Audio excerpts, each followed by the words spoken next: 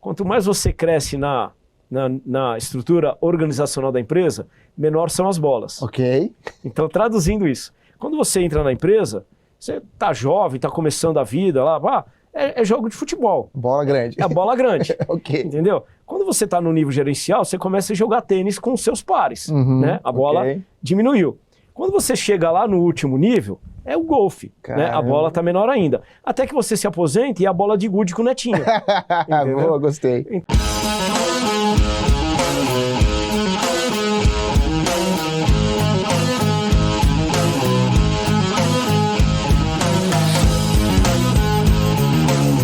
Fala galera, sejam muito bem-vindos a mais um episódio incrível do Varal de Ideias Podcast. Como sempre, são episódios especialíssimos e hoje tem um quê a mais de especial. E já começo aqui apresentando o meu convidado, João Teixeira.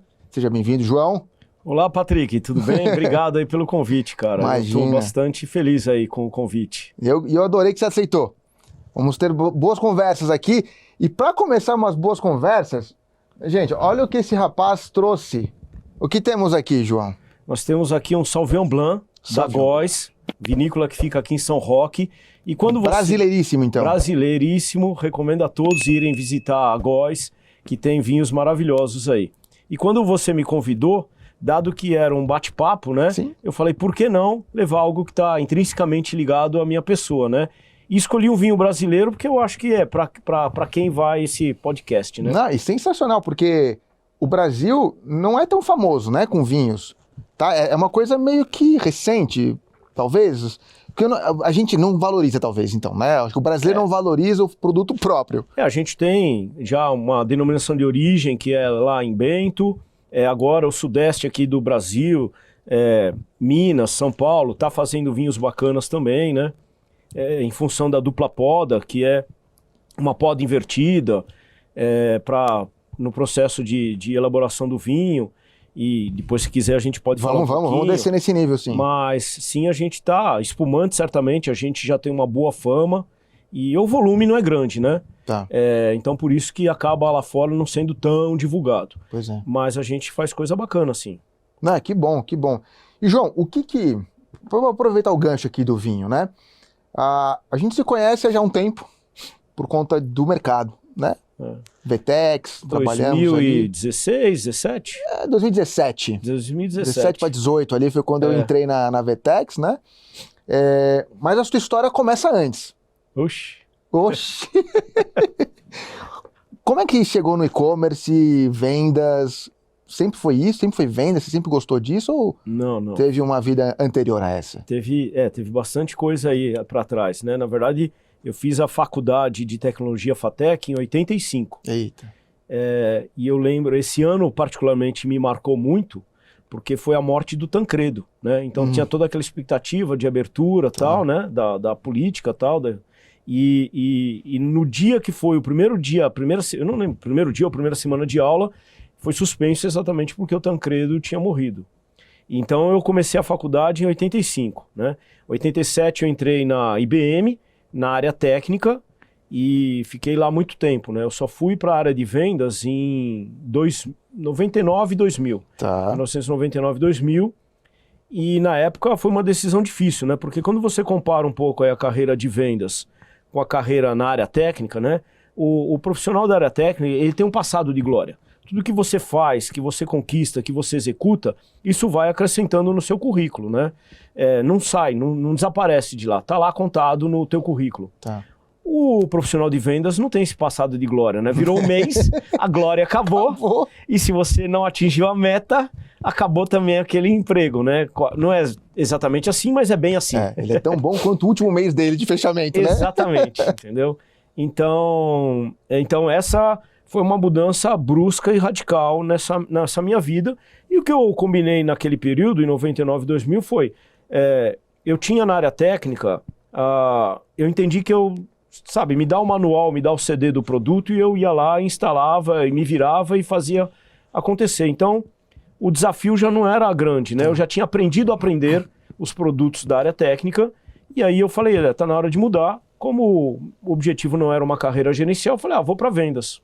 Mas não era claro que eu queria ir para vendas, porque eu achava que eventualmente ia me dar bem ou não em vendas. Eu tinha uma certeza que eu não queria área gerencial e queria sair da área técnica. Tá. E aí eu fui para vendas, só que eu me coloquei um tempo, entendeu? Eu falei, eu só vou rever esta decisão depois de 1 ano. Porque eu sei que o primeiro mês vai ser dolorido, o segundo, o terceiro, o 11º mês vai ser dolorido. Então depois de 12 meses eu reavalio. E nessa minha reavaliação eu tô até hoje. Reavaliou e falou, quer saber, vou ficar. Eu entendo que deu certo e fiquei. Fantástico. Cara, como é que é esse processo, né, Porque do jeito que você me contou aqui, foi uma coisa muito pensada. Eu dei um tempo, eu botei na minha cabeça um período, porque eu sou completamente diferente disso, eu não coloco tempo pra nada, simplesmente as coisas vão acontecendo e eu vou aproveitando as oportunidades que vão me aparecendo. Sempre foi uma característica sua? Não, eu acho que de uma forma geral eu também sou meio assim... Vai rolando e eu vou me adaptando. Algumas coisas eu deixo rolar, né? Mas eu acho que particularmente isso eu sabia que ia ser dolorido, porque eu estava muito bem na área técnica, eu estava numa empresa de ponta, né? Na IBM, Sim. Eu estava muito bem posicionado, eu tinha ido para Raleigh escrever um livro de TCP/IP. Para quem tá ouvindo aqui, hoje é plug and play, né? Isso daí é nada. Isso é nada, o que é isso, né? Não, Protocolo. Eu tinha que instalar o TCP/IP, integrar o TCP/IP embaixo de uma arquitetura SNA da IBM, tinha que configurar, por exemplo, o Telnet, a porta do Telnet, a porta do FTP. Então, assim, não era algo trivial, né? Então... O que hoje é nuvem. O que hoje é nuvem, inclusive, né? Então mudou muito as coisas. Então eu tinha ido para Raleigh escrever esse livro técnico com dicas sobre o produto. Fiquei lá 2 meses junto com um dinamarquês, né? A gente tinha... Você chega lá, você tem... Às vezes é um livro do zero, às vezes é um livro que já foi feito a primeira edição e você tem que atualizar a segunda edição. No nosso caso, foi uma atualização da primeira edição, o que não significa que é menos trabalho, é muito trabalho também. Então, assim, a gente, primeiro dia, divide os capítulos, quem quer escrever o quê, quem quer fazer o quê, e aí você tem que sair instalando o produto, testando o produto, validando o que está acontecendo e escrevendo sobre o assunto. E não tem muito tempo, é tudo muito rápido, né? Então eu tinha um bom histórico na área técnica, então o desafio foi esse, tá bom, vou me desligar aqui, mas... Eu preciso dar um tempo porque eu sei que vai ser dolorido, né? E a área de vendas você sempre caminhou dentro de tecnologia também? Eu sempre caminhei dentro de tecnologia, que eu acho que... Que depois de IBM foi o quê?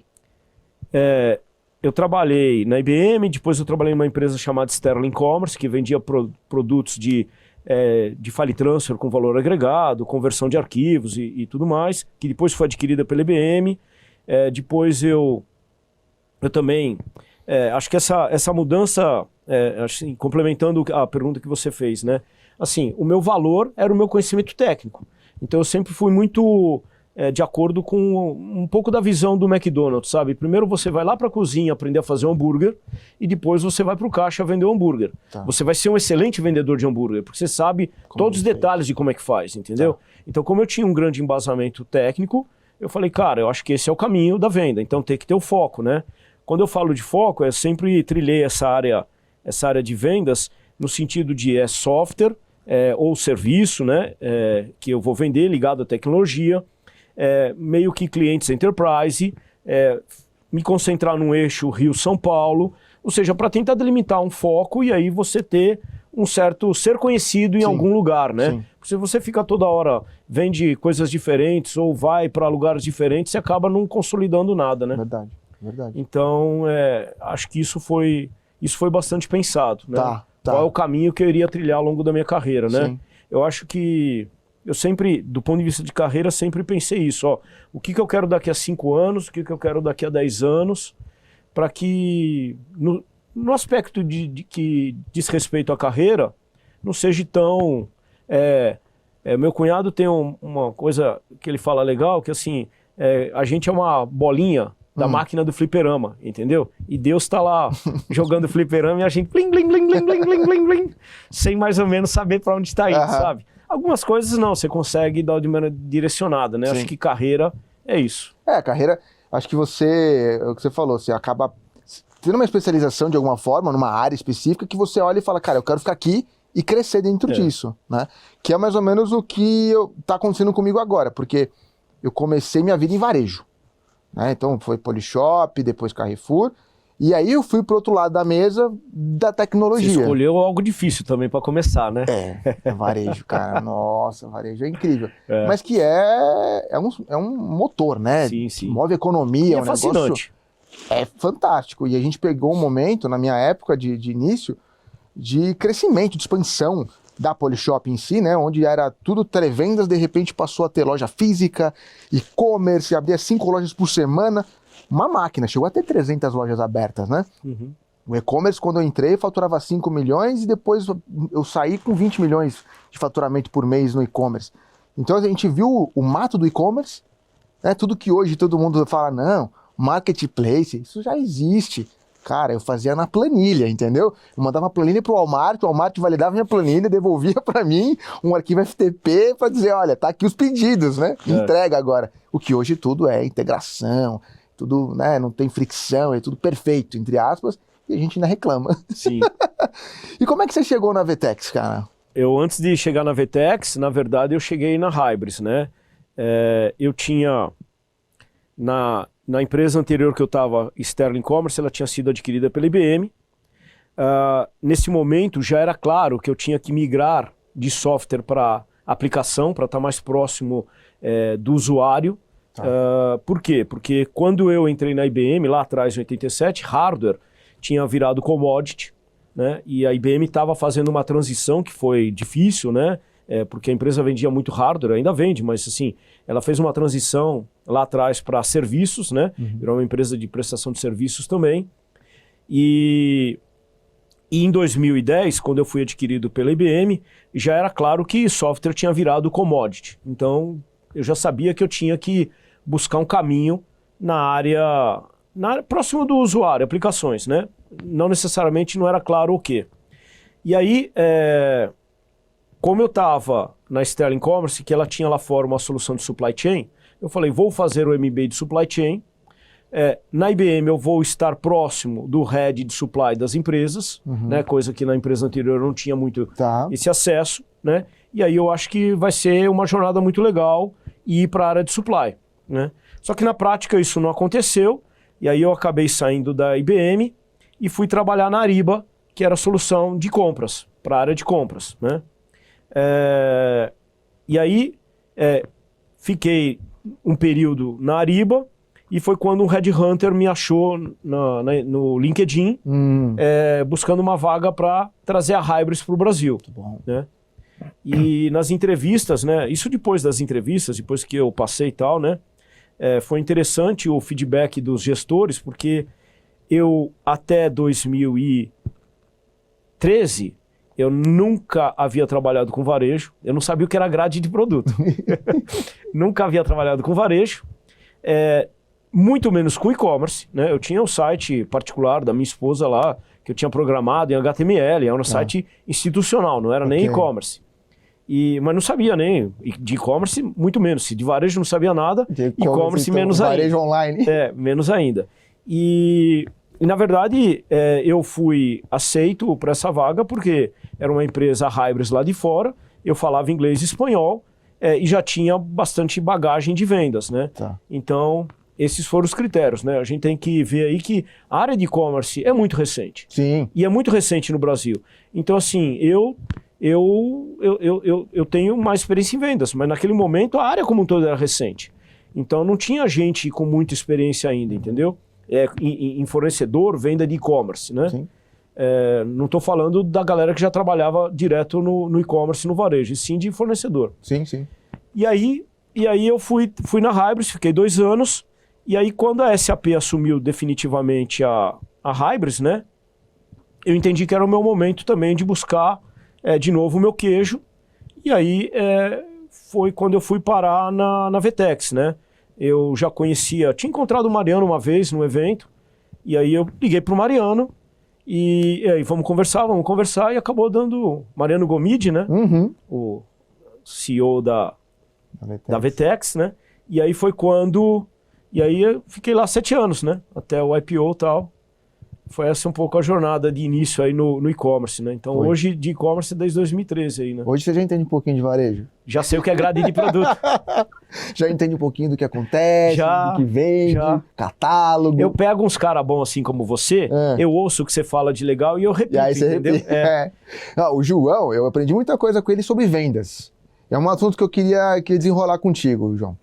Cara, com esses anos todos de experiência, né, de vender, tanto na área técnica como agora na área comercial, esses dois mundos juntos são uma potência, né? O que você falou, pô, eu aprendi como faz o hambúrguer para depois vender ele lá na ponta, animal. O que você olha para vendas hoje, no cenário atual de tecnologia, o que o vendedor precisa ter, na tua opinião? Cara, é quase o cinto todo do Batman, o cinto de utilidades do Batman. Tudo que tá lá precisa ter. Assim, teve uma época que venda era muito só relacionamento. Depois, venda ficou muito só transacional. Tá. Essas duas coisas separadas não flui hoje. Você precisa ter o relacionamento sim, para poder chegar em você mais facilmente. Mas eu preciso também ter um embasamento técnico muito grande. E aí já não é só embasamento técnico, né? Eu preciso falar com um desenvolvedor e de repente falar que a minha plataforma é codificada em Nuxt. Eu preciso falar com um gestor como você e entender o que está acontecendo no Google Analytics e trocar uma ideia sobre taxa de aprovação. Eu preciso fazer um call com o CIO que está na Irlanda em inglês. E eu preciso eventualmente falar, entender quais são as áreas de negócio da BASF para poder, e qual é o planejamento estratégico da BASF para os próximos 5 anos, para poder falar com o presidente da empresa e saber que de repente, sei lá, o business de tinta é algo particular só do Brasil. Então assim, é muito complexo, né? E inclusive essa brincadeira do vinho, ela veio dessa necessidade de você ter que ficar colocando coisas no seu cinto de utilidades. Tá. Porque não basta só, no caso de e-commerce, entender de e-commerce, né? Tem toda essa complexidade que eu falei. E em 2003, eu fiz um MBA em marketing com ênfase em vendas na ESPM. Eu tive uma professora fantástica da parte de gestão, de RH, e uma das coisas que ela mostrou pra gente bacana foi, olha, você tem as suas competências técnicas que te trouxeram até aqui. Então, seu inglês, seu curso superior, esse tipo de coisa, né? Você tem competências estratégicas que vão te permitir em algum momento assumir um cargo estratégico, gerencial e tal. E você tem, esqueci agora, competências, não são opcionais, são... Os mais soft skill lá? Soft skill, alguma coisa assim. E aí eu falei, nossa, que legal essa visão. O que eu posso fazer? Aí me ocorreu a ideia, olha, toda vez que você está no almoço, né, numa mesa de almoço, surgem 2 assuntos sempre. Futebol e vinho, porque se a gente vai almoçar, qual vinho que vai beber e tal. O futebol, todo brasileiro entende muito de futebol, então você não precisa entender nada, é só... Você viu o jogo ontem? Pronto. Mesmo que não teve jogo ontem, o cara vai falar algo, entendeu? Então não precisa ser um grande conhecedor de futebol. Mas o vinho, se você não entender minimamente alguma coisa, você fica meio boiando do que escolher, do que sugerir, do que harmonizar com aquela comida. Entendi. Então eu falei, aí eu vou fazer um curso. E a outra coisa que eu decidi fazer nesse momento, em 2003, foi golfe, né? Porque tem, não sei se você já ouviu a teoria das bolas? Não. Quanto mais você cresce na estrutura organizacional da empresa, menor são as bolas. Ok. Então, traduzindo isso, quando você entra na empresa, você tá jovem, tá começando a vida lá, é jogo de futebol. Bola grande. É a bola grande. Ok. Entendeu? Quando você tá no nível gerencial, você começa a jogar tênis com os seus pares, né? A bola diminuiu. Quando você chega lá no último nível, é o golfe, né? A bola tá menor ainda. Até que você se aposente e a bola de gude com o netinho. Boa, gostei. Então essa é a... E aí eu resolvi aprender golfe. Tá. Essa jornada do golfe deu muito errado. Por quê? Cara, desesperador. Eu tinha aula só de segunda-feira, e aí eu começava a aula como se eu não soubesse nada, eu terminava a aula já sabendo alguma coisa, e na próxima segunda-feira era a mesma coisa. Zerava tudo de novo o contador. Então, depois de um ano, eu fiquei tão pé da vida com esse negócio que eu larguei os tacos lá no campo, falei pro instrutor, cara, pega os tacos que é teu, e cansei. Porque tem a dificuldade de começar depois de uma certa idade e E também, para quem já jogou tênis, o swing é diferente, né? Tá. E atrapalha também, porque é diferente. Tem um vício ali que... Tem um vício do tênis que atrapalha um pouquinho no golfe. Não é nada radical para quem é jovem, mas não deu certo. Tá. E aí, e o vinho foi exatamente isso. Eu fui fazer um curso de vinho. Eu quase não bebia nada na época, em 2003, entendeu? Eu fui fazer o curso de vinho para entender alguma coisa. Cara, esse curso de vinho foi virando algo sério, porque assim, quanto mais você bebe vinho, mais você quer estudar. Quanto mais você estuda, mais você quer beber no sentido de entender e absorver o que você está estudando, entendeu?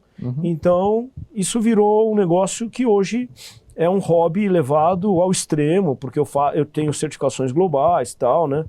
Eu tirei uma certificação que é o W7 nível 3, que é uma certificação global da Inglaterra, são 4 níveis, né? Tem toda uma dificuldade aí para tirar. Eu tenho uma certificação que eu tirei de Jerez, que é um vinho fortificado da Espanha, né, da região de Andalucia. Então isso toma tempo de estudo. Sim. E toma tempo também de você beber o vinho e reconhecer, né? E entender o que está acontecendo naquela garrafa, né, naquela taça. Verdade. A gente conversou no episódio anterior com o Rafa, e a gente estava falando sobre você... Qual Rafa? O JK. Sobre a gente ser interessante antes de ser interesseiro, né? E que vai muito nessa linha da história de você ter mais recursos, né? Para conversar com as pessoas. Porque eu percebo que a dificuldade, ela é a mesma, né? E conversar com as pessoas. Achar quem é a pessoa certa do outro lado da mesa, para você fazer uma apresentação comercial para ela e fechar um negócio. Sim. Isso é o que você sempre passou por isso, eu passo por isso até hoje, né? Não mudou. E as mídias sociais, elas facilitaram muito isso. Porque hoje eu vou falar com o interlocutor, eu olho no LinkedIn a carreira dele, com quais empresas ele passou, por quais tecnologias então ele viveu, porque eu tô por dentro do assunto. Eu olho o perfil dele no Facebook e no Instagram, para entender que time ele torce, se ele tem família, perguntar, foi aniversário da tua filha agora, e aí como é que foi? Entendeu? Quais são assuntos que dão interesse para ele, né? Sim. Eu lembro até hoje, Patrick, eu tô te contando alguns casos aqui que vão ficando para trás, mas a gente conversando aqui eu vou lembrando, né? Eu tinha feito uma vez uma venda de um produto técnico, né? Na Petrobras. E depois que você faz a venda e implementa tal, o produto, foi alocado lá um profissional da área técnica para ser o pai da criança lá dentro, dar continuidade nas implantações, levar para outros servidores o produto e tudo mais. E cara, não batia, não dava liga eu e ele. Ele era muito técnico e eu já inspirava, passava por vendedor e essa liga não dava certo de jeito nenhum. Mas não rolava, cara. Aí um belo dia eu cheguei na Petrobras para visitar a galera, conversar tal, falar de vendas. E aí eu vi o mural lá na Petrobras, no andar lá que eu ia, tinha lá um quadro do campeonato de gamão. Gamão. E esse cara tava lá no campeonato, e ele tava em terceiro, segundo lugar, alguma coisa assim. Cara, quando eu vi aquilo, quando eu voltei pra casa, eu entrei na internet, jogue gamão online, aprendi a jogar gamão, fiquei viciado em gamão, porque é um jogo fascinante também, como xadrez. Eu tenho um preconceito enorme com gamão, só pelo nome eu já... Pô, é muito legal, cara. Tem dados, tem uma questão de sorte, mas também tem estratégia e tal, é bem legal. E aí aprendi a jogar gamão, e a minha próxima ida lá, eu puxei o assunto do gamão. Viramos best friends pra sempre, cara, pra sempre. E daí pra frente a relação com ele mudou da água pro vinho.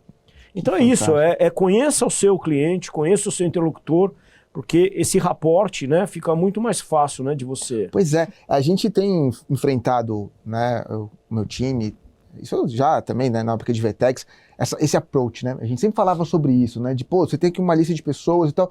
Como criar esse rapport, como é que chegar perto dele? Porque ao mesmo tempo que o LinkedIn facilitou, ele também permitiu que muita gente falasse com todo mundo ao mesmo tempo. Sim. Hoje eu tenho certeza que o gerente de e-commerce de qualquer loja hoje recebe no LinkedIn umas 10 solicitações de, olha, tem uma coisa incrível para te mostrar. E tem sido cada vez mais difícil você se destacar no meio disso tudo para... Qual que é o seu diferencial? E como é que eu falo com essa pessoa? Como é que eu faço o approach? Eu detesto essa coisa de, na minha época, né? Porque realmente era diferente, tinha outras coisas. Você fala, eu lembro uma vez você falou, tipo, na minha época era ficar na porta de entrada da empresa esperando o cara passar. Pra você puxar um assunto, falar, vamos almoçar e tal. Cara, como é que hoje, né? No mundo onde tudo é virtual, né? Grande parte de todo o relacionamento está sendo feito de forma virtual, a gente quase não encontra mais as pessoas. O pós-pandemia fez com que a gente nem fosse mais para o escritório, muitas vezes, né? e que as reuniões não são mais presenciais. Sim, sim. Então, dificilmente, eu lembro que na época de VTEX, até 2019, a gente pegava avião, ia pro Nordeste, ia pro Centro-Oeste, gastava o dia para uma reunião Sim, sim. e voltava. Hoje, você faz no mesmo dia a possibilidade de fazer umas 3, 4 reuniões no mesmo dia, só que você não vê a pessoa. E eu acho que isso acaba não criando essa conexão, né? Fica muito pobre. Você tem percebido algo nesse sentido também agora na tua posição atual? Vocês estão olhando para isso? O pessoal de vendas está sentindo essa dificuldade também? Eu acho que em tudo tem o lado bom e o lado ruim, né? Assim, antigamente, antes você não tinha um lugar para você achar o telefone e o e-mail da pessoa e o endereço onde ela trabalha, não tinha nada. Então tinha uma dificuldade. Então era mais fácil ir para a porta da empresa e caçar o cara lá. Antes você também podia chegar na porta da empresa, tendo uma reunião com alguém, você subia, conversava e depois você navegava por todo o prédio. Hoje você só sobe no andar daquela pessoa, direto, acompanhado por ela, e depois ela te acompanha de volta na saída. Você não tem mais essa liberdade de navegação pelo prédio, né? Sim. Essas coisas mudaram. Então, assim, são mudanças, né? Mas eu acho que sempre, em relação ao momento atual, você fazer algo diferente ou a mesma coisa de forma diferente é o que continua sendo diferencial. Então, se antes eu não tinha as mídias sociais para conectar nas pessoas e eu tinha que ir para a empresa, isso hoje pode soar um negócio chato, xarope, mas na época era o diferente. Sim. Né? Eu lembro até hoje, cara, que assim, eu tentei de várias maneiras entrar na Embraer. E eu não conseguia passar pelo firewall. Quem é o firewall? É a secretária. Não passava pelo firewall do CIO. Sim. Na época eu vendia, meu principal interlocutor era o CIO. Então não passava pelo firewall que era a secretária. Até que um dia eu tentei de várias formas. Eu cheguei a marcar uma reunião, cheguei a ir para a empresa em São José dos Campos, bateu lá. O cara falou, eu tive um imprevisto aqui, não vai rolar reunião. Cara, eu voltei 1h30 de carro. Chateado demais, para não falar outra coisa, que não tinha rolado, a reunião, papapá. Mas, cara, eu tive uma ideia, eu vou fazer algo diferente. Sabe o que eu fiz? Já não era moda fazer isso, isso já estava totalmente obsoleto. Mas eu resolvi fazer algo diferente. O que eu fiz? Eu escrevi uma carta. Uma carta? Porque já era época de e-mail. Ok. Era e-mail, não era mais carta. Eu vou fazer algo diferente. Vou escrever uma carta. Escrevi uma carta para o CIO. Deu uma semana, a secretária me ligou. Marcou e eu vendi na Embraer. Vamos mandar cartas, pessoal. É porque é diferente. Não, entendi. Diferente. Então hoje, se tá obsoleto mandar carta, pode ser romântico mandar carta. Pode ser diferente. No mínimo chama atenção. No mínimo chama atenção, entendeu? Então, do ponto de vista de evento também, eu tenho feito muito uma vez por mês, eu reúno pessoas do e-commerce na minha casa, eu consigo lá botar 8 pessoas na mesa e eu ensino as pessoas a degustar vinho. São 18 itens que a gente avalia no vinho, desde açúcar, acidez, álcool, tanino e tal. E o objetivo disso não é ficar rico fazendo esse evento, e sim manter esse raporte, manter essa relação de amizade, né? Não é nem eu acho que você falou uma coisa bem legal aqui, não é ser interesseiro, é ser interessante. Sim. E este evento do vinho é uma coisa muito legal porque, cara, é celebração da vida. Total. Entendeu? Nós não estamos aqui com interesse nenhum ao tomar vinho de fazer nada diferente que não seja celebrar a vida. Exato. Entendeu? Então assim, essa é uma brincadeira que eu faço e que dá para fazer remoto, né? Você manda a garrafa com 2 taças. Na época da pandemia, a gente estava fazendo isso, né? A gente mandava garrafa com 2 taças, né? Para casa da pessoa. E é legal porque como você manda uma garrafa, não dá para mandar uma taça de vinho. Você vai mandar a garrafa inteira. E a pessoa geralmente é casada, namorada, alguma coisa assim. Tem alguém para dividir. Tem alguém para dividir, então você manda 2 taças. Cara, a partir do momento que você faz um evento remoto, mas que você compartilhou com a esposa ou esposo da pessoa, a própria pessoa que está ao lado do seu cara que você quer falar, ela fala, pô, que empresa legal, você tem que comprar deles. Sim. Ela mesmo faz a propaganda positiva da gente, entendeu? Sim. Então, é uma forma, estou fazendo evento de degustação virtual. É algo diferente, né? Dentro de uma realidade super atual, né? Muito legal. Eu acho que a venda, ela não é só uma coisa, né? Essa taça tá vazia. Tá vazia, inclusive. Né? Não podemos deixar a taça vazia. Enquanto tiver podcast, tem que ter alguma coisa. Tem que estar cheia. Eu tenho conversado muito com o meu time, né? Porque a disputa por atenção ela é gigante, né, cara? Então, você tem os meus executivos, tem os executivos da tua empresa. e a base é a mesma, né, do nosso negócio principalmente, né, que é desse tamanho, né, o e-commerce ele é muito pequeno, né, cara, a gente acha que ele é gigante, mas são as mesmas pessoas, elas só rodam, elas só trocam de lugar, né, e a gente tem pensado no que fazer, né, para ser mais atraente, para ser mais interessante, e é o desafio, cara, o desafio é conseguir falar com as pessoas, né. Você mesmo fez um negócio legal quando você levou o teu time de vendas para fazer essa brincadeira do vinho em casa, né? Verdade. Cria uma união gigante entre o time, né? Sim, sim. Agora, vamos falar de vinho. Vamos falar de vinho. Acho que é o papo mais legal.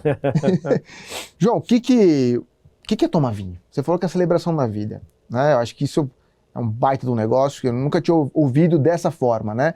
O vinho, ele junta as pessoas, né? E, cara, tem jeito de beber vinho. Né? Não é só tomar vinho por tomar vinho. Sim. Né? E tem tipos diferentes de vinho. Eu aprendi com você, né? Que, cara, não é só um vinho branco ou vinho tinto. Tem muita coisa por detrás disso. Sim. O que você pode destacar? Primeiro esse comentário, né? Não é tomar pelo tomar. Porque eu, por exemplo, em casa, se eu tô sozinho, eu não abro uma garrafa de vinho. Eu não tenho prazer nenhum em tomar vinho sozinho. Tá. Eu acho que o prazer é esse. A garrafa já tá quase acabando. E eu abriria outra com você aqui porque tá fácil, porque tá maravilhoso, tá agradável, né? Sim. Então essa questão de celebrar a vida é isso. Vinho, para mim, pede companhia. Ok. Né? A outra questão interessante do vinho é, numa taça de vinho, numa garrafa aqui de vinho, eu tenho tudo que você possa imaginar. Eu tenho história, eu tenho geografia. Por que eu tenho geografia? Porque eu tenho que saber esse vinho, de que região que ele é, para que lado a montanha está orientada. Então, por exemplo, se eu estou na Alemanha, que é super frio, se a montanha não estiver orientada para o Equador, eu estou perdendo luminosidade, eu estou perdendo calor. Então eu não vou conseguir amadurecer minha uva. Tá. Então, para que lado a montanha está orientada, se eu tenho uma massa de água grande, que isso também ajuda a amenizar, qual é o tipo de solo, se é xisto, se é ardosa, se é barro, entendeu? O clima, em que época do ano chove, só isso de geografia. Bom. Aí a parte de química, de física, entendeu? Para entender o processo de vinificação, a parte de viticultura, do que eu vou fazer na terra, de como eu vou tirar o maior proveito das plantas, como... Cara, é muito conhecimento de vinho, né? Que tem dentro de uma garrafa. Então isso acaba sendo muito fascinante, porque quando eu comecei a me dedicar seriamente a estudar vinho, cara, eu voltei a relembrar coisas de geografia que eu tinha aprendido na escola, que eu já não lembrava há muito tempo, entendeu? Então é muito legal, é um assunto que é agradável. Sim, né? sim. E da história do vinho, cara, onde começou a primeira cultura do vinho? Deve ter cara, tem muitas histórias aí, mas assim, eu acho que o mais que eu acho que é mais natural de como começou é que assim, foi por um acaso, né? Você deixou uma uva lá largada e aquela uva fermentou. Você espremeu ela. E um cara botou a língua, obviamente devia estar muito horrível, né? Porque não tinha nenhuma qualidade naquilo, mas deu barato, né? Subiu aquele álcool, né? O cara gostou e começou a deixar a uva lá estragar com mais frequência, né? Então assim, esse foi o natural. Inclusive, se a gente falar de espumante, né? Que a história começou na região de Champagne, né? Também foi ao acaso. O pessoal fermentou o vinho tinto ou branco vendido na região de Champagne não era espumante, não tinha bolhas, né? E foi por um acaso, né? O cara deixou lá o vinho, esfriou, aí parou a fermentação, aí quando chegou o verão, voltou, as leveduras estavam lá na garrafa, a temperatura voltou a subir, as leveduras ficaram animadinhas e voltou a fermentar o vinho na garrafa, só que ela estava fechada, o CO2 não saiu, e aí criou-se as bolhas. Num primeiro momento, o vinho foi rejeitado. Era um vinho ruim. Entendeu? Porque não estava num padrão de vinho que se conhecia na época. Então foi acidental total também o processo. E se demorou anos, né? Porque quando se entendeu... Então você vê que legal. Primeiro foi acidental a descoberta da champanhe, né? Depois demorou-se anos para entender que aquilo era bom. Porque foi na contramão do que era bom, né? Do que era aceitável. E depois demorou-se anos para entender e dominar o processo, porque o que é levedura? Não sabia, entendeu? Então é isso, tem muita história aí na brincadeira. Sim.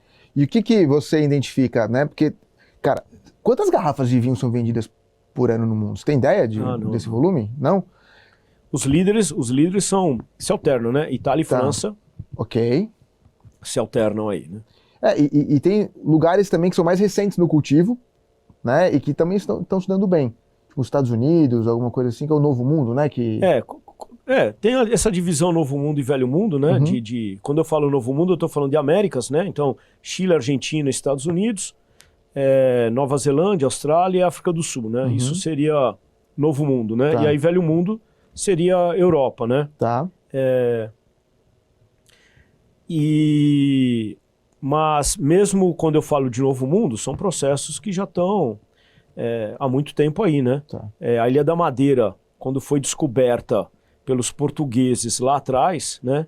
Na sequência, os caras introduziram uva. Tá. Então, as coisas não são assim tão... né? E tem toda uma evolução para você ir melhorando o processo, né? Então, hoje, você vê aqui no Brasil, né? A gente contou, eu falei rapidamente no começo, mas você vê, até outro dia, a gente tinha o sudeste do Brasil, um lugar que não era adequado para vinho. Por quê? Porque a uva aqui, ela vai dar uva, a colheita é lá para março, né? Enquanto que lá no hemisfério norte a colheita é em agosto, setembro. Aqui estamos falando fevereiro, março. Tá. Só que fevereiro, março, aqui no Brasil chove muito. Sim. Então, São Roque, que é famoso aqui pelos vinhos, né? Chove muito. Então, o que acontece na prática? Esse vinho, a uva fica encharcada, ela assimila muita água, o açúcar dilui. Como o açúcar dilui, a fermentação gera pouco álcool. Porque a fermentação é o quê? É a levedura que transforma o açúcar em álcool. Tá. Então, se diluir o açúcar, vai ter pouco álcool. Aí fica um vinho xoxo, né? A galera gosta dos vinhos de São Roque porque é um vinho mais frutado, com um pouco mais de teor de açúcar residual. Sim. Um vinho mais fácil de beber. Mais docinho, mais né? docinho, do suave, do né? suave. Então, mas esses não são os vinhos premium, né? Os vinhos feitos de uvas vitis viníferas, né? Que são as uvas mais adequadas para dar vinhos bacanas. Então, o que aconteceu? O Brasil desenvolveu através da Embrapa, se eu não me engano, a dupla poda, ou poda de inverno. O que é isso? Eu faço uma poda lá para janeiro, fevereiro, deixo a parreira totalmente... Porque lá no hemisfério norte, o que acontece? Depois de eu fazer a colheita lá para agosto, setembro, máximo outubro, naturalmente quando vem inverno as folhas caem, cai tudo, e aí só vai ficar o caule, né? Tá. O tronco lá principal, né? O resto tudo eu tirei. E ela entra no processo de dormência, e ela vai despertar quando a primavera chegar, e aí vai dar em agosto, setembro a uva. Tá bom. Esse é o processo natural, e aqui também só invertido, né? Aqui em fevereiro, março que é a colheita. Então o que o pessoal fez? Eu faço a poda em fevereiro, março, depeno completamente a parreira, ela acha que está hibernando, que ela está no processo de dormência e ela entra em processo de dormência. Aí lá para maio eu ponho um hormônio. É super natural, não é nada, isso não atrapalha em nada o processo. Eu ponho um hormôniozinho que ela desperta. Opa, tá na hora de eu... produzir. Chegou a primavera para mim, entendeu? E aí essa uva, ela vai ser colhida então em julho e agosto. Julho e agosto aqui é o nosso inverno. Sim. O nosso inverno aqui é igual o verão da Europa. É quente, é seco, entendeu? E aí você pega, por exemplo, eu tenho ido muito para Espírito Santo do Pinhal, que é a terra do café, né? Espírito Santo do Pinhal. E aí, olha que louco, a terra do café, como café, eu necessito de um solo rico em nutrientes. E Espírito Santo do Pinhal é muito rico, é aquela terra roxa que a gente fala, né? Super avermelhada, rica em nutrientes, papapá. O vinho não, a parreira precisa de sofrência para ela rolar um affair, entendeu? Rolar uma uva legal. Ela tem que ter um estresse hídrico, um estresse... Não pode ter tudo... Abundância, okay, né? Mas o que eles fizeram lá?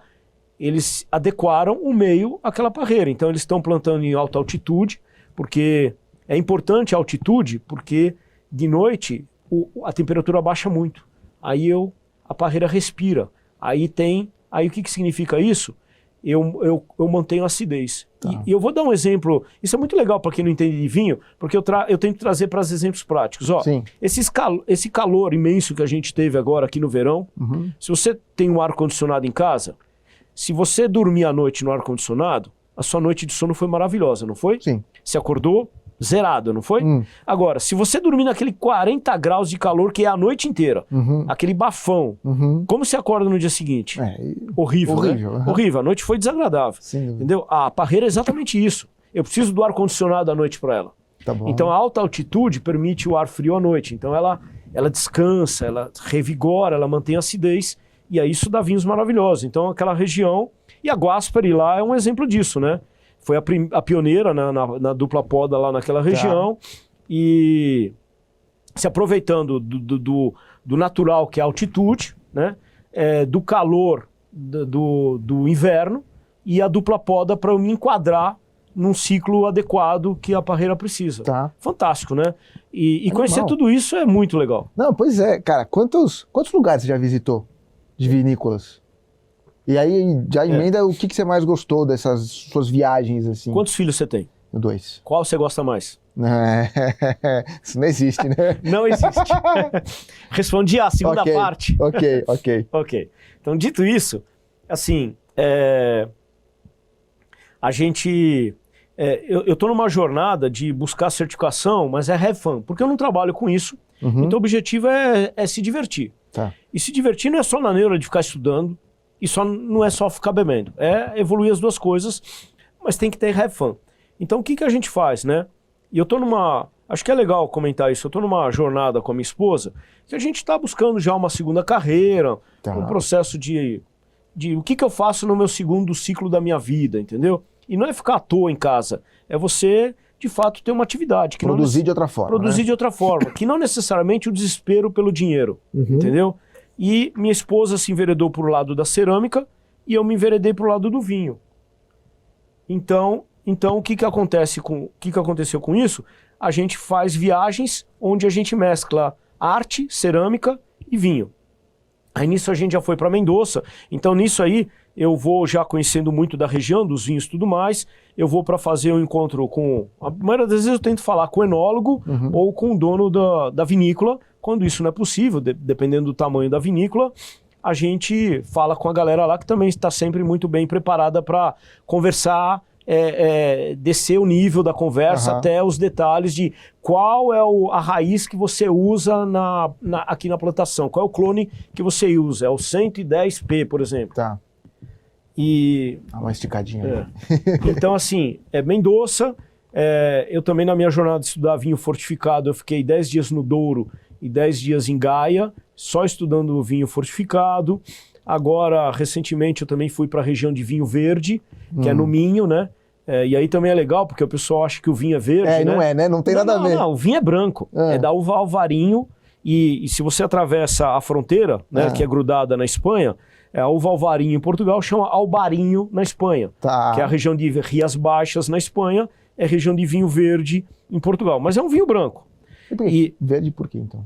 Porque a região é muito verde. Ok. Muito mato, muita árvore, é muito bonito a natureza lá nessa região, por isso ficou vinho verde. Tá. Mas não tem nada, Tem nada a ver com o vinho ser verde. O tipo vinho. E também fui para a região de Mosel e Rheingau, na Alemanha, que assim, hoje 80% da produção da vinhos da uva Riesling é na Alemanha. Tá. E essa região de Mosel e Rheingau são as principais. Então também, cara, foi uma jornada de 20 dias tomando Riesling na Alemanha.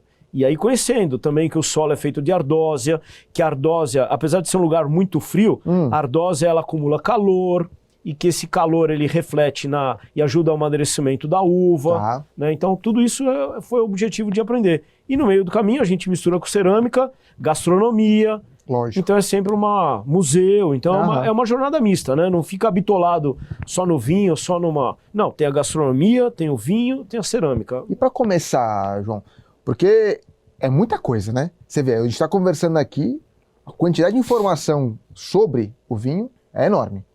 O que acontece na prática a gente vai no supermercado, você olha lá... Escolhe pelo preço. O que eu tenho aqui? Eu tenho de R$30, 25, e eu tenho vinho de 200, R$ 250 no mesmo lugar. Aham. E aí tem Chile, tem Espanha, tem Itália, tem França. E aí você vai muito naquilo que você ouve dizer. Não, que o português é ótimo, pode pegar qualquer um que é excelente. Aham. Ou não, dizem que o australiano é bom. Mas e aí, né? Como é que eu começo essa história? Então, eu acho que para começar, você tem que começar a criar a sua opinião do que você acha bom. Ó, meu sogro tem 87 anos, ele é um português, nasceu em Portugal, Tá. ele não tem cultura nenhuma, ele viveu o vinho na sua simplicidade, colhia a uva, Tá. não entende nada de vinho. Mas na sua simplicidade como português, ele adora a região do Dão.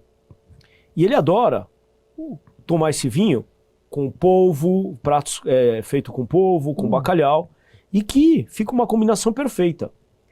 Ele chegou nessa combinação, não é conhecendo profundamente nada, foi a combinação natural do lugar da onde ele veio. Tá bom. Então, assim, primeira coisa, a gente vai num lugar, se eu vou fazer um macarrão, uma massa, né?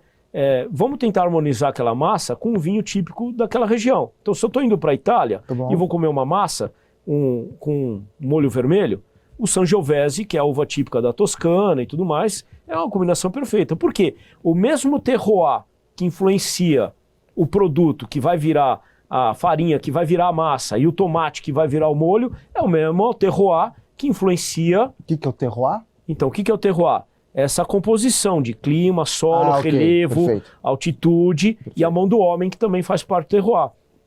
É o mesmo pacote que vai influenciar o vinho. Tá bom. Então, a primeira harmonização normal é escolho o meu prato em função do que eu estou tomando o vinho e o prato da mesma região.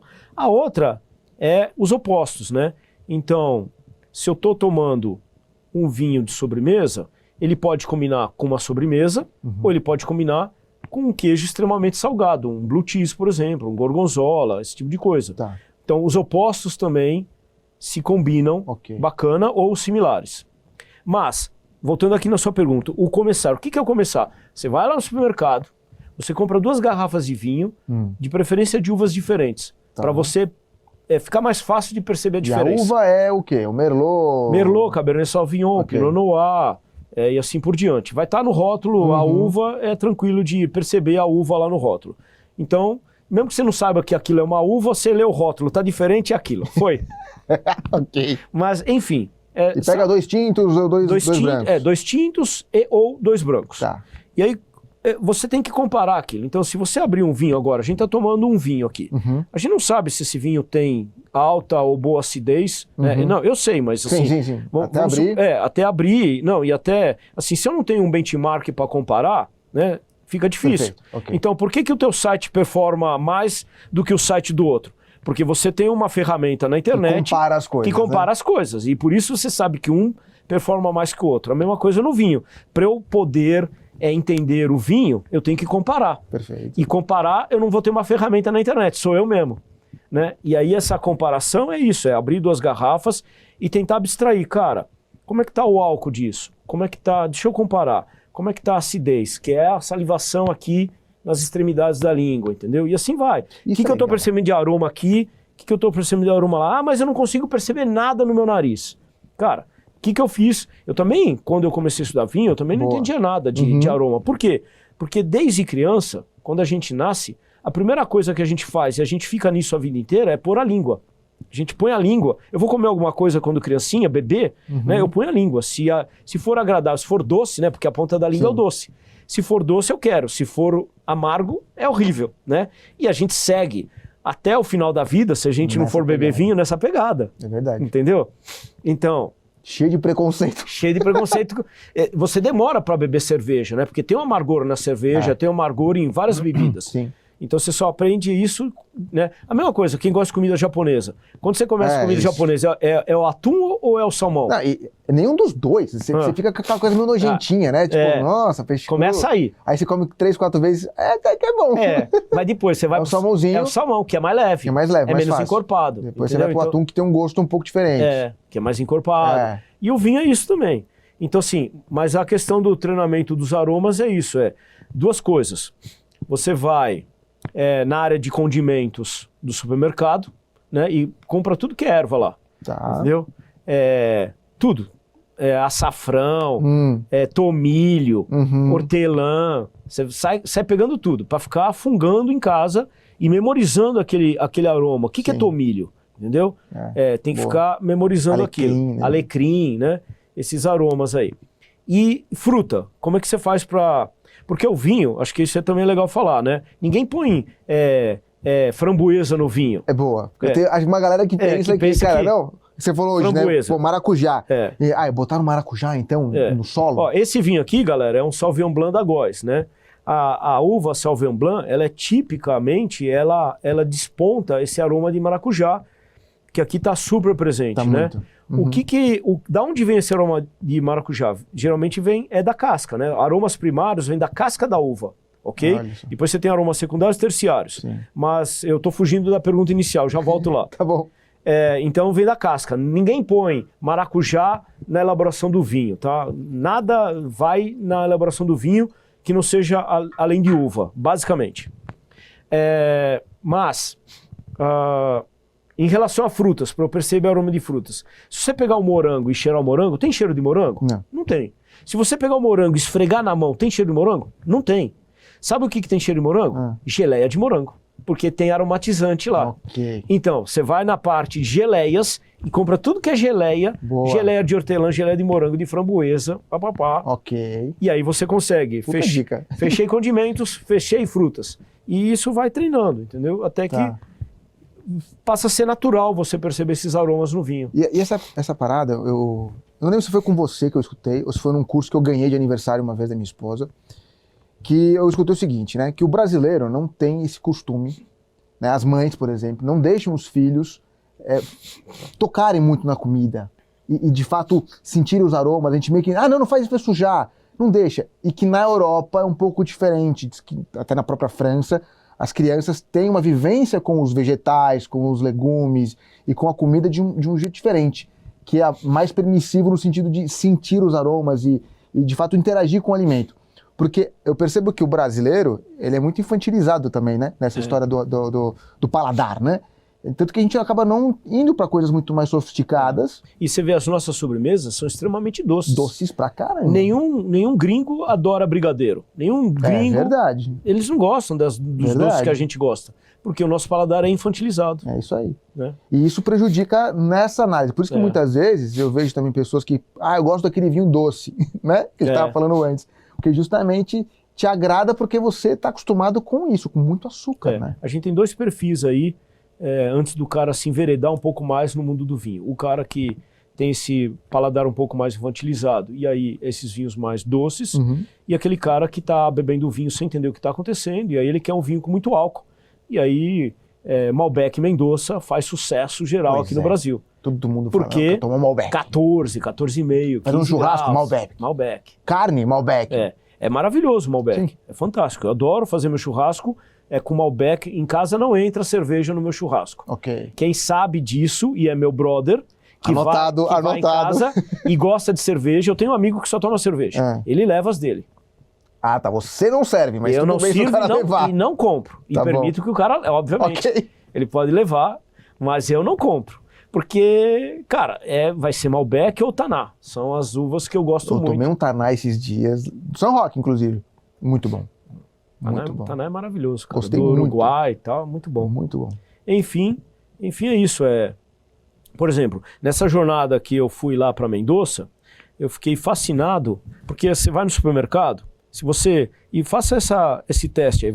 O Pão de Açúcar tem uma carta muito bacana de vinhos. Tá bom. Né?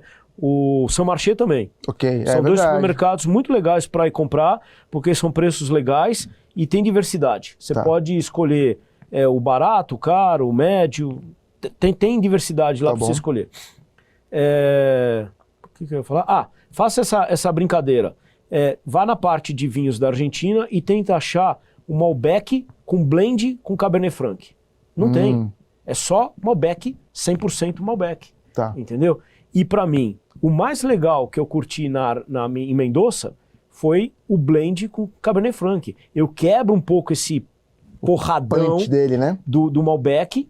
Eu trago um pouco mais de aroma, de frutas vermelhas do Cabernet Franc, entendeu? Sim. Fica maravilhoso. E uma outra coisa que é legal, que também é um preconceito também da galera, que assim, o pessoal acha que blend é um vinho ruim.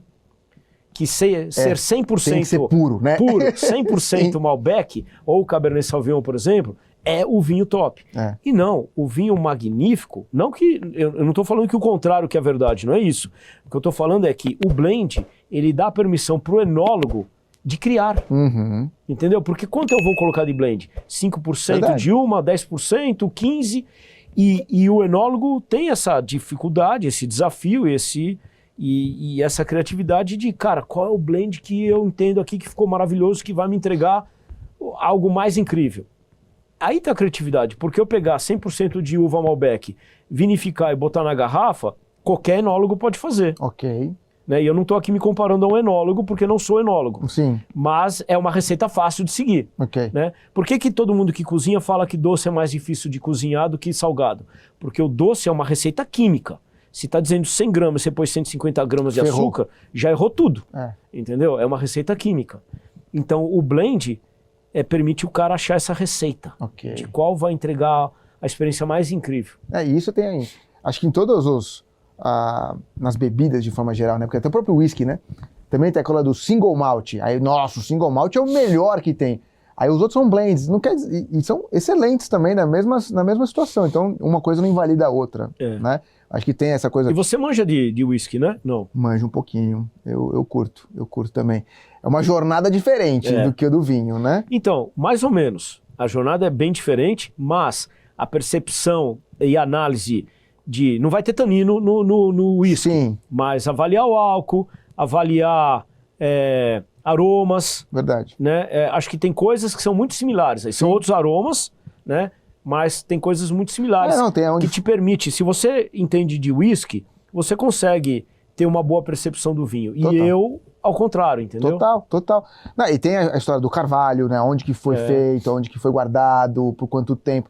É a mesma história, né? Porque você também tem, e no whisky tem uma questão muito de você ver o whisky com mel, né? Tem uma coisa mais de honey, uma coisa mais adocicada também.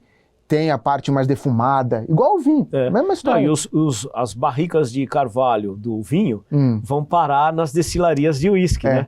São as mesmas barricas. Olha que interessante. Que depois, ela é usada no máximo no vinho, para fazer vinho, no máximo 4 vezes, né? E depois ela é destinada para outra coisa, uma delas é envelhecimento de uísque, né? Sim. Dessas tuas tripes, o que você viu de mais interessante, assim, do preparo? Ou eu lembro que você foi recente, não nessa última sua, mas... uma anterior, talvez, que você foi para a região do Douro, que é outro esquema, né? Você viu outras formas de preparo até do próprio vinho, coisas até mais rústicas, talvez. A região do Douro é muito legal de visitar, porque é algo muito diferente, né? Lá eles têm o vinho fortificado. O que é um vinho fortificado? Você tem a levedura, que é natural, tá no ambiente, tá na casca, tá lá no dia a dia, ou você pode acrescentar uma levedura específica para fermentar o vinho, que é a mesma levedura do pão e da cerveja, que é a Saccharomyces cerevisiae, é a mesma levedura. Bom, mas enfim, a fermentação o que é? Eu vou transformar o açúcar em álcool. Até quando eu faço isso? Até quando acabar o açúcar. Acabou o açúcar, a levedura morre porque não tem mais alimento para ela, ela morre e transformou tudo em álcool e beleza. O que é um vinho fortificado? É um vinho que eu adiciono aguardente vínica, ou seja, cachaça, mas é feita, não é igual a nossa, feita de cana, é feita da uva, né? Eu adiciono, no caso do Douro é 77 graus, o teor alcoólico da aguardente, que eu adiciono no vinho quando ele está mais ou menos entre 5 e 7 graus. Ou seja, se fosse um vinho normal, ele ia chegar lá pelos 14 graus. Eu não deixo chegar em 14 graus. Eu jogo a aguardente vínica de 77 graus, quando ele está entre 5 e 7, e aí ele vai bater 19 e 22 graus de álcool, na média, tá? Fica nessa faixa aí. Quando eu jogo muito álcool, a levedura morre. Ela não suporta ambiente muito alcoolizado, também não suporta ambiente com muito açúcar. Ela morre. Tem que ter um negocinho, temperatura normal de pressão e CNTP. CNTP. Tá na CNTP. E aí, esse é o vinho fortificado. E eles fazem um processo, porque assim, eu preciso extrair muito rapidamente, porque todo o tanino, os aromas, tudo está na casca. Então eu tenho que fazer uma extração muito rápida. Não dá para eu deixar... Geralmente eu deixo em contato com a casca uma semana, 2 semanas, alguma coisa assim. Não posso, porque se eu quero parar a fermentação em 5, 7 graus, se eu deixar todo esse tempo, a fermentação vai até o final, eu não vou ter açúcar no vinho. Então eu tenho que fazer uma extração muito rápida. E o que eles fazem? Eles usam lagares. O que é um lagar? É como se fosse uma piscina, ela tem 80 centímetros no máximo de altura, Tá. É feita de granito, né? E o granito, por que é feita de granito? Porque o granito, ele não esquenta, né? Porque o vinho, quando ele fermenta, ele gera calor, além de Ok. CO2 e álcool, né? Então não pode ficar esquentando, então é de granito. E aí tem o pessoal pisando, é o pisa a pé, né? Que eles falam. Então a gente dá os braços aqui, é um quadrado, nada muito grande. Você dá os braços e vai, e volta, e vai, e volta. Esse processo demora 2 dias. Tá. E é muito legal de você ver isso, porque é super tradicional. E por que são as pessoas pisando? Porque com isso eu faço que as cascas... Porque se você não deixar, se você não fizer a movimentação do vinho, todo o mosto, né, a casca, os bagos, a semente, tudo sobe e fica o que a gente chama de chapéu. Tá. E aquilo, se você não mexer aquilo, ele apodrece, estraga o vinho. Então você tem que ficar jogando para baixo. E jogar para baixo é isso, eu tô pisando, e aí eu aumento o contato do vinho com esse... Ok. E aí aumenta a extração de cor, de tanino e tudo mais. E tem que ser muito rápido, então por isso 2 dias. E aí é legal, porque nessa região você também já vê, eles criaram já tem um bom tempo, que eles chamam de lagares robóticos. Então o que é isso? São pés de silicone numa máquina, que está da dimensão do lagar, que ele vai simulando a pisada. E por que a pisada ele tem que simular a pisada? Porque se eu quebrar a semente da... Você já comeu uva, o que acontece quando você morde sem querer a semente da... Dá um negócio, né? Horrível, né? Uhum. É um amargor desgraçado, Sim, né? Estraga Estraga aquela uva paladar inteira. ali. Então, aquilo lá é o tanino ingrato que a gente não quer no vinho, porque o tanino que a gente quer é o que vem da casca. Tá bom. Esse tanino da semente é um tanino amargo, né? Não está amadurecido. E a nossa pisada não tem força para quebrar a semente, entendeu? Então por isso que naturalmente lá atrás a pisada era feita por pessoas, porque não estoura a semente. E a simulação do lagar robótico é exatamente a mesma coisa. É um pé no formato do nosso pé e uma máquina só que fica fazendo a simulação do pé, Tá. do início ao fim. Tá. E por que fizeram isso? Porque, na verdade, hoje em dia você tem uma dificuldade gigante de achar mão de obra para fazer essas coisas, né? Toda a galera sai... Uma coisa muito de família, talvez, né? Ia passando de geração em geração e que hoje talvez a molecada já não queira a mais molecada fazer, quer né? ir pra faculdade, não quer saber de pisar. Mas o turista quer, entendeu? Então hoje você tem lugar lá que, se você vai na época da colheita, rola, e você participar dessa experiência de pisar a pé. Sim. Aqui no sul mesmo tem vinícolas que fazem isso também, Tá. de você pisar o vinho, né? Animal. Eles fazem. Não, eu um dia ainda quero participar disso. Eu lembro uma vez que você estava me contando, João, sobre vinhos e tal. Você falou, cara, eu fui para os Estados Unidos, eu acho que estava nos Estados Unidos, uma NRF que você deve ter ido, e que você resolveu que você, vou pegar um vinho bem caro, em dólar, para ver se tem diferença ou não. Porque essa coisa do preço, ela meio que também estipula de que o que é ruim e o que é bom, né? E não necessariamente. Não necessariamente. Porque o vinho de R$30 é ruim? Talvez não. O de $1.000, a diferença é brutal? Tem um momento que você fala assim, cara, já não faz mais diferença? Então, são várias questões aí, né? Um vinho de R$30 é um vinho que certamente não passou em barrica de carvalho no envelhecimento. Por quê? Uma barrica de carvalho custa $5.000. Ok. E ela só pode ser usada 4 vezes. Então não tem como eu fazer um vinho de R$30, entendeu? Passando por isso. Passando por Por isso. esse processo. Agora, significa que isso é ruim? Não. Se eu estou buscando um vinho que eu só quero aromas primários, pega um vinho tinto. O que é aroma primário? Aromas de morango, framboesa, algum caráter herbáceo, ervas, frutas, né? Alguma coisa assim. Eu não quero aromas de carvalho, eu não quero perceber o carvalho, baunilha, eu não quero perceber especiarias. Eu tô muito focado em estudar inglês. Você tá muito gringo, cara. Eu não quero perceber cinnamon. Como é cinnamon mesmo, cara? Canela. Canela. Eu não quero perceber canela. Então, eu quero um vinho com aromas primários. Legal. Tá. O vinho R$30 endereça o que eu tô buscando, entendeu? Se eu quero mais complexidade, eu tô buscando também aromas terciários, passando por carvalho. E aí, então, tem que entender também o que eu tô buscando, entendeu? A questão do vinho muito, muito caro entra naquela questão já que a gente está sempre envolvido aqui no e-commerce, que é da oferta e da procura, okay, né? Se eu só faço... Tem lugares na Borgonha, cara, que o cara tem 1 hectare. 1 hectare é um campo de futebol. Então, se aquele cara tem fama, cara, quantas garrafas sai de lá? Meia dúzia de garrafa? Cara, quanto ela vai custar? Lá em cima. 70 mil reais, okay, 50 mil reais, 15 mil reais, Chateauneuf du Pape. É isso, meia dúzia de garrafa. Eu tô falando meia dúzia aqui, mas não é só meia dúzia, mas, sim. Cara, tem gente lá que tem,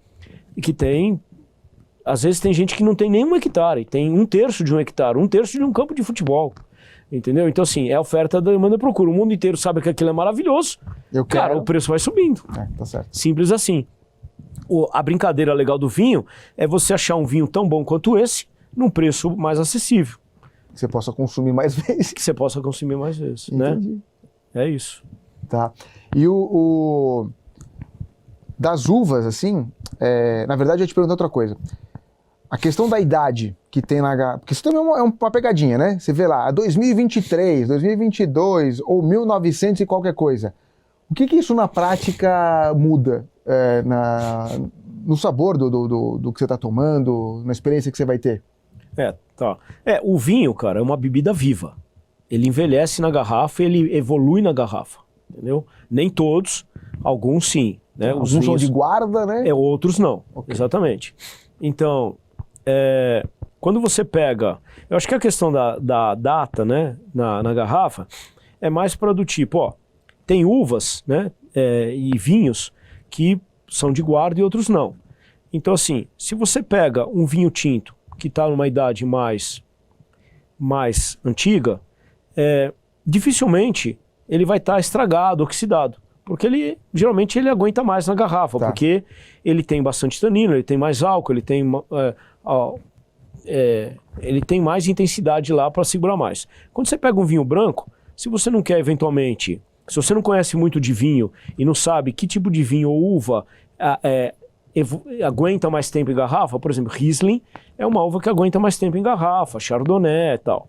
Se você não quer correr esse risco, geralmente no branco é aconselhado que você pegue safras mais novas, para evitar o transtorno de você ter que devolver porque o vinho estava oxidado. Né? É isso. A outra coisa quando você começa a entender de vinho é também o que eu estou buscando no vinho. Por quê? Eu tenho aromas primários, que vêm da casca, eu tenho aromas secundários, que é do processo de vinificação, eu tenho aromas terciários, que é do processo de envelhecimento em garrafa ou em barrica, que depois vai para a garrafa na sequência. Entendeu? Então, o que eu quero buscar? Eu quero juventude no vinho, eu quero aromas primários, eu tenho que pegar uma safra mais nova. Entendeu? Se eu estou buscando complexidade, aromas terciários, eu vou buscar né? De mais idade. De mais idade. Okay. E aí tudo isso é só depois que você começa a entender um pouco mais, que você começa, isto eu gosto, e no final, é isso, que o meu sogro, né, em toda a sua simplicidade, isto eu gosto, isto eu não gosto. Simples assim. Simples assim. Nada mais complexo do que isso. Pois me deixa assim. Entendeu? E no fundo é isso. Então assim, o que é legal quando você for no supermercado e pegar 2 garrafas e comparar, é isso. O que eu gosto e o que eu não gosto. Isso aqui eu não gostei, vou voltar a pegar esse tipo de vinho. Acabou. Animal. Ô João, pra onde você tá querendo ir com isso tudo, cara? Qual que é o teu futuro que você imagina, assim? Se você pudesse agora fazer o que você fez lá atrás, chegar assim, nos próximos 5 anos, 10 anos. Pergunta, te deixei pensativa agora, hein? Assim, eu acho que a gente soube, eu e a minha esposa, a gente soube fazer uma construção que está em andamento ainda, né? Porque a gente acabou de fazer a transição de não ter mais filhos. Eles saíram de casa. É verdade. Meu filho está morando em Berlim, minha filha voltou agora, ela fez a faculdade em Sorocaba, de medicina, voltou em janeiro. Apesar dela já estava fora de casa fazia 6 anos, para mim não estava fora, porque ela foi estudar fora, ela não estava fora. Só que ela voltou. Fora. Ela estava um período fora, só que ela voltou e foi morar com o namorado. Ok. Então agora doeu, porque agora ela saiu sim de casa. Ai, minha menina dói mais? Porque eu tenho uma menina também. Né? Eu acho que é igual, cara. Mas assim, é isso. Então tem um filho, os 2 filhos já estão longe. Então, o que a gente viveu num casamento intenso durante todo esse período de estar em torno dos filhos, agora a gente tem que criar uma jornada de volta de ser um casal. E acho que essa jornada a gente está sabendo construir no sentido dela estar criando. E essa jornada não é uma jornada, o que eu vou fazer da vida como segunda carreira, porque a gente não vai ficar eternamente trabalhando intensamente 24 horas, 8 horas por dia em algo, entendeu? Então assim, a gente soube achar essa jornada secundária no sentido de... não é secundária, essa segunda jornada, que é a cerâmica no caso dela e o vinho, mas que ela não fica num canto e no outro, porque de repente ela tá num canto da casa, eu tô no outro e o casamento acabou, entendeu? Então a gente também soube encontrar algo que, cara, ela vai fazer um curso, e olha que legal, cara, agora com esse lance de vinhos no Sudeste, ela foi fazer um curso de cerâmica em Itupeva, aqui, interior de São Paulo. Aí ela falou, você viu se tem alguma vinícola? Eu falei, Cristiane, minha esposa, né? Você acha que vai ter vinícola em Itupeva? Você tá de sacanagem, né? Falei pra ela. Aí eu... Só pra confirmar, só pra confirmar, Google, entendeu? Pô, a Bramari, uma vinícola fantástica em Itupeva. Olha só. Cara... Tá lá. Tá lá. Então assim, eu vou para participar da atividade dela, com ela e tudo mais, e a gente sai para jantar com a galera da cerâmica e tudo mais, e ao mesmo tempo vamos lá no vinho brincar também, entendeu? Então acho que essa jornada a gente soube construir. E aí, E aí falando da minha carreira atual, porque assim, eu tive uma primeira fase na área técnica, depois eu tive uma segunda fase na área de vendas, que ainda se perpetua, onde essa segunda fase na área de vendas, ela se caracterizou a partir de 2013 com e-commerce, né? Acho que aí eu fiz um nome no e-commerce. Foi. Até 2013 eu era muito focado no segmento de telco, né? Não entendia nada de varejo, e hoje eu estou nesse mundo do varejo do e-commerce desde 2013, né? Dizem que depois de 10 mil horas você vivendo algo, você se torna especialista. É isso aí. Então acho que tá nesse caminho. Alguma coisa eu conheço. Eu brinco, Patrick, que como sommelier eu sou um bom gestor de e-commerce, porque eu não sou sommelier. E como gestor de e-commerce eu sou um bom sommelier, porque eu também não sou gestor de e-commerce, entendeu? Então, mas eu tô nessa pegada. Eu olho muito a questão do Romário, entendeu? O jogador de futebol, ele tem que saber o momento de parar. Alguns jogadores pararam muito depois, já em baixa performance. Prejudica o nome, prejudica a carreira, né? O Romário, eu acho que ele esticou até onde foi legal, e ele foi em boa performance até onde ele foi, não é? Sim, sim. Acho que ele foi até uns 42 anos. Ele foi longe. Ele foi longe, cara, e jogando muito, hein? Não era pouco, né? Então, eu olho muito essa questão do Romário. Até que ponto esse equilíbrio de saber parar, não parar no declínio, na descendente, e sim parar lá no auge. E eu acho, cara, assim, eu tô indo, eu trouxe a Hybris pro Brasil em 2013, fiquei à frente da operação. De manhã eu tinha que sair para caçar um cliente, caçar um parceiro e caçar um funcionário. Não tinha nada. Se no final do dia uma dessas coisas eu não tivesse feito, eu já não performei no dia. Eram as 3 coisas ao mesmo tempo. E durante 2 anos. Depois na VTEX, né? Fui com a VTEX até o IPO. Foi uma jornada muito legal, entendeu? E agora eu tô na minha 3ª jornada com a UAP, né? Cheguei na UAP, cara. A plataforma tem uma robustez fantástica. A gente tem assinatura, que é muito robusta. Tem o B2B da plataforma. A gente tem uma coisa que eu sempre defendi, que é importante. O checkout B2B, diferente do checkout B2C. Opa! Porque assim, o checkout B2C que te empurra pro carrinho, não é o perfil do checkout B2B. Não, é outra história. É outra história. Outra jornada. É outra jornada, entendeu? Exato. Então assim, a UAP é a primeira plataforma que eu encontrei que tem um checkout B2B distinto do checkout B2C. Isso é fabuloso. Eu tenho um B2B muito forte lá, entendeu? Então assinatura, lista de presente, essas coisas é muito forte. A gente começou agora lá, então eu tô muito mais agora na pegada lá é muito no olhar estratégico. Então, expansão internacional, né? A gente conseguiu, eu fui o ano passado pro Douro, eu fui lá para visitar meu filho em Berlim, eu fui para estudar vinho, e aí, por acaso, estava lá, vamos vender, né? Sim. Não estamos fazendo nada, vamos aproveitar, vamos vender. Mas não gosta de vender? Eu fiz questão de pedir um reembolso para a UAP, no valor de 6 euros, que foi o Uber que eu gastei para visitar o cliente que eu fechei lá, estando lá em Portugal. Esse primeiro cliente em Portugal teve o custo de venda de 6 euros. Isso é... Cara, isso é história pros netos. Isso é pra tatuar. Isso é pra tatuar. 6 euros. É verdade, 6 euros. Gostei dessa... 6 euros. E aí, a gente começou a jornada. E é uma jornada, cara, que assim... O que eu entendo que é o sucesso de uma plataforma quando chega no local? É o ecossistema. Entendeu? Então lá, a gente fez a venda do primeiro cliente.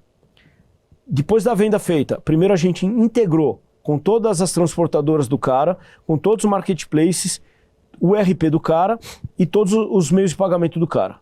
E lá na Europa é lei, isso é muito interessante também para o Brasil, lá é lei que quando eu faço uma promoção, o preço dos últimos 30 dias tem que estar publicado. Acabaria aqui no Black Friday com o quê? A fraude, né? A fraude da metade do dobro. Exatamente. Eu sou hoje a única plataforma no Brasil que tem essa funcionalidade nativa, metade do dobro morreu. Dá uma credibilidade gigante para o consumidor. Fantástico. Como o app, entendeu? Interessantíssimo. Então a gente desenvolveu isso como funcionalidade. Tradicionalmente, o que uma plataforma faria? A colchambração no front feito pela agência. Tá bom. Para poder entregar essa funcionalidade. Sim. Não, isso é uma funcionalidade na nossa plataforma. Então, e agora a gente sobe agora, em agosto, o primeiro cliente na Espanha, na mesma pegada. Então, depois que eu vendi o primeiro cliente em Portugal, botamos o Go Live, deixou tudo estável, bonitinho, e é um compromisso com o cara, ó. Você está sendo o primeiro, Sim. Eu vou fazer um preço camarada, em compensação, você vai me ajudar a estruturar esse projeto aqui. Né? Então é combinado o jogo com o cliente. E aí subimos, aí depois que isso aconteceu, eu contratei 2 vendedores lá. Tá. Por quê? Não adianta contratar o vendedor e prometer um sonho pro prospect e depois não entregar porque você está no perrengue das integração, da implantação, entendeu? Então a jornada que a gente está construindo de expansão internacional é isso.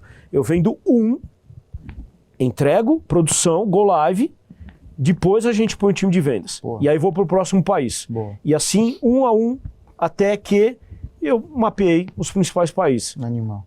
Então a gente está numa pegada muito de expansão internacional aí, também na UAP, né? A empresa não está nadando em dinheiro, então a gente não tem branding. Sim. E aí, um brand forte como é das outras plataformas. Então o que a gente entende que é positivo? Essa expansão internacional é muito positiva. Porque a partir do momento que eu sou global, o meu brand é muito mais forte. Então a expansão internacional tem essa questão de estratégia de, ok, eu vou continuar construindo o meu brand no Brasil, né? E estamos fazendo um trabalho sério de vende, entrega, entrega, vende. Né? Mas também estamos fazendo o trabalho lá fora. Por quê? Porque eu passo a corroborar a fortaleza do meu brand a partir do momento que eu tenho cases de marcas lá fora, que às vezes até top-down fala, olha, vamos supor que eu tenho uma marca lá fora, ela fala, Brasil, a gente já está usando você aqui, faça aí também. Sim. Não, acontece muito. Acontece muito. A gente muito. sabe que global manda, né? Quando top-down de global é assim mesmo. Então, a gente está muito nessa pegada aí também na UAP de... Põe mais um pouquinho aí pra gente matar essa... Boa. O podcast está terminando, a gente está terminando a garrafa. Ó. Gente, estamos alinhados, a garrafa acabou. Estamos para finalizar. Estamos sincronizados. Isso é sincronização também, animal, né, cara? Animal. João, aqui a gente tem no podcast, a gente faz no finalzinho, o pendurar as ideias no varal. Então a ideia é o seguinte, o João vai selecionar de tudo que a gente conversou aqui, 3 tópicos, 3 ideias que você acha que vale a pena a gente pendurar como principal aqui do varal. Então, 3 coisas que a gente discutiu aqui que você acha que, vou pendurar porque foi legal pra caramba. Cara, assim, ó, eu acho que sempre a gente não aprende isso de cara, porque a gente, como qualquer ser humano, a gente bate cabeça quando tá começando a vida, né? E a gente só aprende isso e também não adianta aprender e falar, porque a gente só aprende batendo cabeça, né? Sem dúvida. Mas, se eu pudesse pendurar 3 ideias aí, eu acho que a primeira ideia que eu penduraria é: planeja a sua vida, o que eu quero para daqui a 5 e 10 anos. Tenha isso claro, seja profissional ou pessoal. O que eu espero? E não que isso mandatoriamente tenha que acontecer e você necessariamente se frustrar porque não aconteceu. Mas eu quero ter um apartamento. Se eu só quiser ficar na vontade, eu não vou juntar dinheiro. Agora, se eu falar, daqui a 5 anos eu quero ter um apartamento, você vai... morando lá dentro. E tá morando lá dentro, você vai fazer a conta de quanto custa hoje um apartamento e quanto precisa juntar por mês para ter esse apartamento de 5 anos. É simples assim. Então, assim, a primeira ideia que eu penduraria no varal é, cara, o seu planejamento pessoal e profissional para daqui a 5 e 10 anos. Tá bom. Sem isso, cara, você está batendo cabeça e patinando na sua vida. Eu acho que essa é a essência. A outra é idioma, cara. Inglês e espanhol. Entendeu? Nós somos em 110 milhões de brasileiros, não é isso? É 120? Não, Esqueci. 200 e poucos milhões. 210, eu troquei os números. Você diminuiu pela metade aí. Já. Nós somos 210 milhões de brasileiros. É. Quantos falam inglês e quantos falam espanhol? Ah, cara. Quase nada. Esse é o diferencial. Sem dúvida. Com quem você vai concorrer, todo mundo tem faculdade. Entendeu? A maioria não tem um idioma, a maioria não tem o segundo idioma. Esse é o diferencial. Isso é o que me fez... Eu entrei no e-commerce, eu falei aqui no papo, eu entrei na Hybris porque eu falava inglês e espanhol. E não pelo seu histórico, né? Eu não tinha nada de e-commerce e nada de varejo, entendeu? O inglês, e assim, como começou o inglês na minha vida, eu era muito pobre, cara, eu não tinha dinheiro. O meu primeiro estágio na vida, eu peguei o dinheiro e fui fazer o curso de inglês. Eu fazia União Cultural de sábado, o dia inteiro, era sacal, era o dia inteiro, ouvindo um idioma que eu não entendia nada. Entendeu? Mas eu sabia que aquilo ia ser importante algum dia. Então eu acho que essa segunda ideia, que é pendurar o idioma, não fixe o idioma, cara, foca nisso, entendeu? Esse vai ser o diferencial. Você pode ser um excepcional gestor de e-commerce, já passou um currículo fantástico em empresas brasileiras, você não vai conseguir trabalhar numa empresa multinacional se não tiver idioma. Simples assim. Eu só estou onde eu estou hoje porque eu falo inglês. Porque fala inglês, exatamente. E acho que o terceiro, são quantos você quer, cara? Três, tá bom. Pô, 3 tá bom, pô. Você tá exigindo, deixa eu ver. 1, 2, 3, deixa eu ver.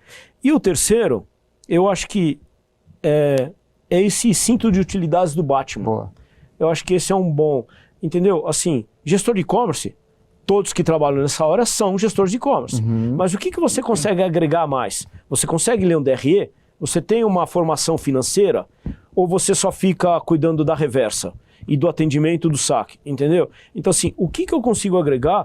Ao longo da minha vida, eu fiz 4 faculdades. Eu fiz faculdade de tecnologia, depois eu fiz administração com gestão da produção, eu cheguei a fazer marketing com ênfase em vendas e fiz supply chain. Eu não fiz porque é legal, porque é de graça, né? E porque não dá, e porque eu não gasto tempo. Cara, as 4 faculdades que eu fiz, minha esposa reclamou que eu não dava tempo para a família nas 4. Mas eu tenho certeza que eu só me perpetuo até hoje, aos 57 anos, ativo, porque eu abracei a dificuldade de aprender o idioma, eu abracei a fazer o curso mesmo estando casado e com filhos, sem abrir mão. Né? Eu nunca abri mão da minha família. Eu tenho muito orgulho de ter ido em todas as reuniões de escola dos meus filhos. Muito orgulho, entendeu? Eu falo até hoje que eu fiz tudo com meus filhos. Eu só não fiz uma coisa com meus filhos. Eu esquiei com eles, eu fui pra Disney, eu mergulhei, eu fui pra caverna, eu fiz caminhada na mata. Cara, eu fiz de tudo. Só tem uma coisa que eu falei pra eles que não vou fazer porque não curto e que eles procurassem alguém pra fazer. Em estádio de futebol pra ver jogo de futebol. Eu não tenho paciência de ficar 90 minutos no estádio vendo jogo. Pô. Foi a única coisa que eu não fiz com eles. O resto foi tudo, cara. Então assim, é isso, o equilíbrio, né? Olhar esse cinto de utilidades, mas sem esquecer o equilíbrio das coisas. O que é o equilíbrio das coisas? Eu acho que essa receita também é bem legal. A tua esposa tem que reclamar que você não dedica seu tempo para ela. Teus filhos têm que reclamar que você não dedica tempo para eles. Você tem que reclamar que você não dedica tempo para você. E teu gestor tem que reclamar que você não dedica tempo para a empresa. Quando os 4 estiverem reclamando isso, você está dividindo 100% do seu tempo, igualmente 25% para cada um. Porque se alguém estiver feliz, é porque você está dando 100% para ele e está abandonando os outros. E essas 4 coisas são relevantes na tua vida. Uou. Né? Acho que hein, João? Eu dei 4 coisas maravilhoso, aqui. Pô, eu fico feliz demais. João, muito obrigado. Muito obrigado. A gente pode brindar aqui no final? Um brinde e um aperto de mão, né, cara? Porque jovem. foi fantástico esse papo contigo. Amei mesmo, de verdade, estar aqui contigo. E é isso aí, gente. Valeu, obrigado. Até a próxima. Valeu.